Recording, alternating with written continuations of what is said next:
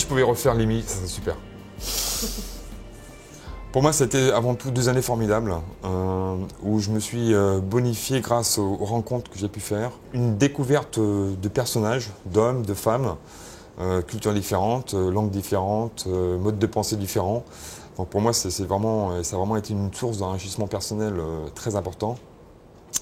Ça a aussi été pour moi la compréhension en fait, d'une vision globale sur un pilotage d'entreprise, avec un approfondissement sur toutes les grandes fonctions clés, fonctions finance, fonctions marketing, fonctions communication, contrôle de gestion. À l'IMI, ça a été vraiment, je pense, 2 années qui m'ont permis d'avoir une maturité, de prendre du recul. Ça a été un booster, ça a été un tremplin. Je crois que j'ai beaucoup mûri, j'ai beaucoup appris. Ça m'a permis d'avoir une grande ouverture d'esprit que j'avais peut-être pas forcément avant. Je ne serais pas là aujourd'hui si je n'avais pas fait l'IMI, j'en suis vraiment convaincu. Ça m'a donné aussi des ambitions, donc ça m'a donné confiance en moi. Et ça, je pense que cette notion de confiance dans une gestion de carrière, elle est clé. Il y a beaucoup de gens qui ont beaucoup d'intelligence, mais ils n'arrivent pas à progresser parce qu'ils n'ont pas confiance en eux. Et l'IMI m'a vraiment apporté cette confiance. Et cette fois, en tout cas, en l'avenir, sans évoquer évidemment toute la partie scolaire, cursus, apprentissage, ces 2 années ont été clés et fondatrices pour moi. Tous les professeurs que j'ai pu croiser ont su m'apporter en tout cas soit une connaissance, soit un trait de personnalité, soit des réflexions et en tout cas ont tous participé à mon évolution et à ma maturité durant ces 2 années. Comme diraient les Américains, if you work hard, you have to play hard. Ça a été aussi 2 années formidables, je dirais, dans l'esprit de camaraderie, dans les échanges, dans les fêtes.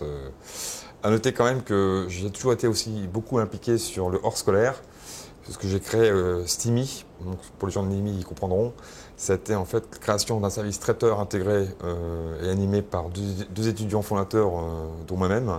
Ce qui est important quand on termine un cursus MBA, c'est déjà de bien se connaître, et de bien savoir ce qu'on veut faire à long terme et pas faire.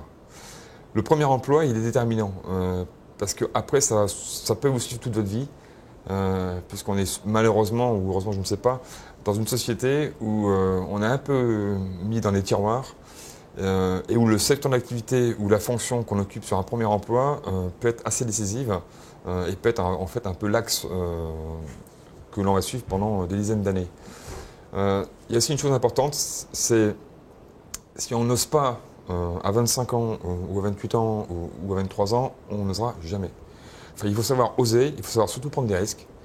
Il faut savoir que jusqu'à 30 ans, on peut tout se permettre. Et qu'en règle générale, passé 30 ans, après, il y a, je dirais, des engagements personnels, on se marie, on a des enfants, donc ça devient beaucoup plus compliqué pour être mobile, pour prendre des risques. Donc moi, ce que je leur dis, c'est prenez le maximum de risques après vos études, bougez le plus possible, voyagez le plus possible. Et il y a une chose qu'ils doivent bien retenir pour moi, c'est que ce ne sont pas les entreprises qui gèrent les carrières des collaborateurs, c'est à chacun de gérer sa carrière et à chacun de fixer des objectifs personnel sur, voilà, dans 3 ans, je fais le bilan, c'est où je suis bien et j'y reste et j'ai de la promotion, où je pars. Mais il ne faut pas compter sur une entreprise pour gérer sa petite carrière. Je pense que chacun doit se prendre en main avec ses différentes ambitions. Du courage, parce que je pense qu'il en faut. De l'humilité, c'est pas parce qu'on a un beau diplôme qu'on va réussir. Et heureusement, il y aura toujours des autodidactes, et moi j'ai beaucoup de respect pour ces gens-là. Donc de l'humilité, de la simplicité, le sens de l'effort, le sens du résultat, savoir s'adapter, mais je pense qu'une des caractéristiques de l'IMI, c'est que justement on développe bien ce sens de l'adaptation, mais surtout par la grosse tête, et surtout se dire que rien n'est acquis et rien ne sera jamais acquis. Je crois que la force des grandes écoles, c'est la force des réseaux. Pour moi, c'est cette notion de solidarité. Cette école m'a beaucoup apporté, a été un booster, comme je l'ai précisé. Et je crois qu'il faut s'en rappeler. Il faut s'en rappeler pour aussi donner la même chance aux gens qui intègrent l'IMI.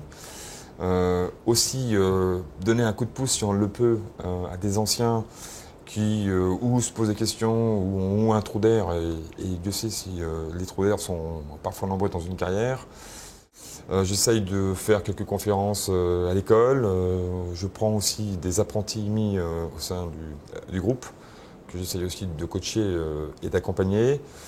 Je suis toujours disponible pour les anciens ou les étudiants qui se posent des questions sur leur devenir ou sur les orientations professionnelles fortes et importantes.